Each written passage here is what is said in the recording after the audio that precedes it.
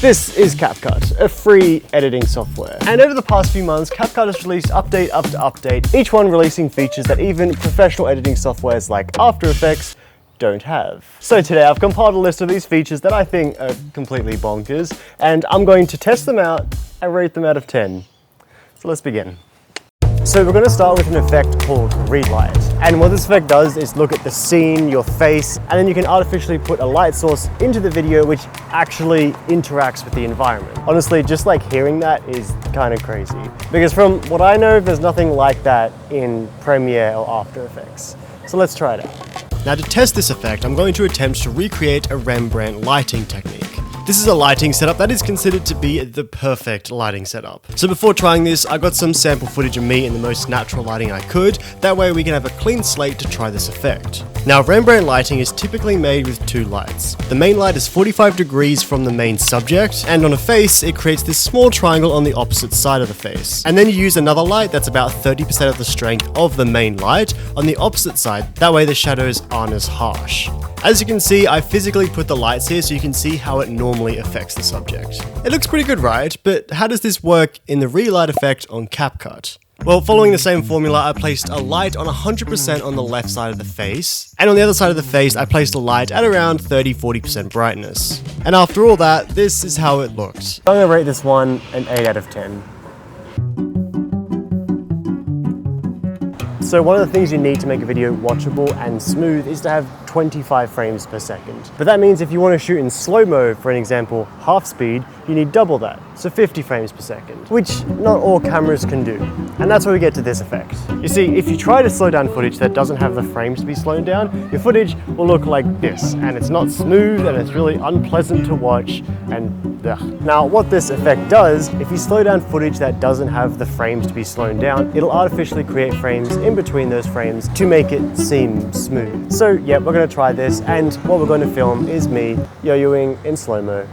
So I started with filming the sample footage of me yo-yoing. Okay, so this is the test footage we're working with. My suspicion is that because the string's actually really thin, it's going to have trouble creating the frames in between the frames, and so we're going to get a bit of a weird effect. It's just my suspicion, I guess we'll find out. And find out we did. I brought the footage into Capcut, slowed down the footage, and then I hit smooth slow-mo. And I guess as predicted, it had a lot of trouble doing this clip. As I guessed, for the software, the string is a bit unpredictable because it just kind of moves out of nowhere. And because of that, there was a lot of artifacting in the video. However, I do think that if you take a normal shot and then you slow it down, it's still capable of doing it. So what I'm going to do is take another shot, but not of the yo-yoing. So I took a shot of me just walking, and following the same process, I brought it into Capcut, clicked smooth slow-mo, and this is the result. Since this one was a lot more predictable, this one worked a lot better. So I'm going to say maybe 7 out of 10, since it wasn't able to do the yo-yoing part. Now, speaking of frame rate, if you don't sync this up with the area that you're in, you can get a flickering effect in your video, similar to this. This is footage that I got a few weeks ago, and it's also going to be our sample footage for this. Now, this flickering is kind of annoying, and in a pro editing software, there's genuinely nothing you can do about it. However, apparently Capcut has a feature that actually removes the flickers. So let's test it out. Now this one was pretty straightforward. Once I imported the footage, I just clicked remove video flickers, and after processing for 2 minutes, this was the result. Okay, that actually turned out pretty good. So I guess it works as advertised.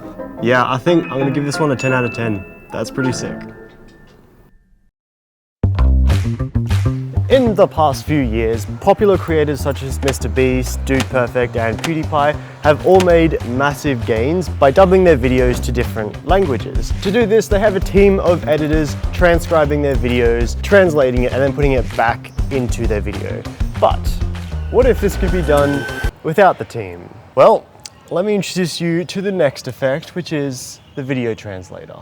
Now, apparently what this effect does is not only translate what you're saying, but also does it in your voice, and it also changes your lip movements to sync up with what you're saying. Okay, so the first thing we need is test footage. Now to do the translating on Capcut, it needs to be a minimum of 5 seconds. So I'm just using ChatGPT to come up with some sample text that's going to take about 5 to 6 seconds to read. The curious kitten climbed the tall tree in the backyard, chasing a fluttering leaf that danced just out of reach. And that should have been around 5 seconds. Yep, cool. I then brought the footage into Capcut and pretty quickly I ran into an issue. Okay, so apparently Capcut only translates to and from 3 languages, so English, Chinese, and Japanese. So I've got no way of actually telling if this is convincing or not. But either way, this is the result we ended up with.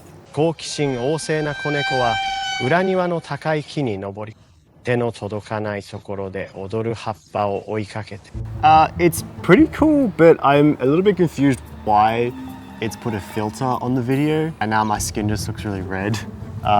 So for the reason that I don't know why I put a filter on my video, and I can't exactly tell how convincing the translator is, I'm going to give this one a 7 out of 10.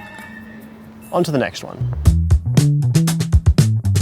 So one of the features that people use a lot in Capcut already is voiceovers, create videos like this. Taking our dangerous boy for a walk. And even something like that is actually something that a pro software like Premiere can't do. But as good as these voiceovers are, we can take it further. So what this effect does is you read this portion of text, it takes a sample of your voice, and then you can make voiceovers using your own voice.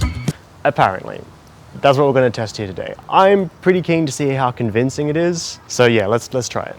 Okay, so all you have to do for this one is type some text. Similar to the translator, it needs a minimum length. This one is 10 seconds. So again, I'm going to use a random sample from ChatGPT to come up with a little 10-second text. Once the text is in Capcut, you want to hit text to speech, and then under this section, you want to hit custom voices. From here, Capcut's going to get you to read out a sample line, and then using this line, it's supposedly able to understand what your voice sounds like and then recreate it.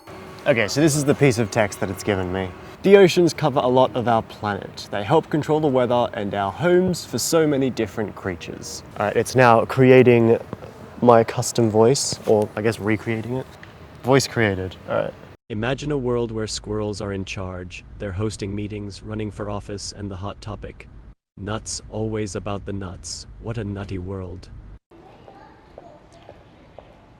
I have some notes. Mainly that it doesn't actually sound like my voice. Well, I think the idea is pretty cool, but I think the execution there needs some improvement. I'm going to give this one a 3 out of 10 since I don't think that was recognizable at all to my voice. Okay, that's the end of the test. Thanks for watching.